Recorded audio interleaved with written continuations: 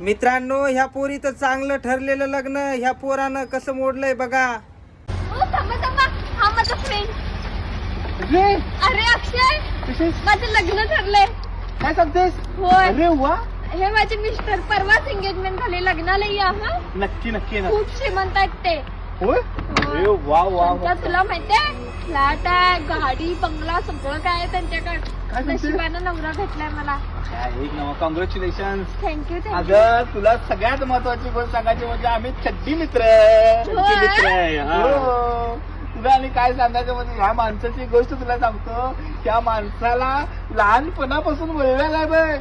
अगं तिथं हॉस्पिटलला मी ह्याच्यासोबत कायम चाललोय माहितीये तुला. एवढा मोठा मुलगा आहे बघ त्याला, तुला माहित नाही.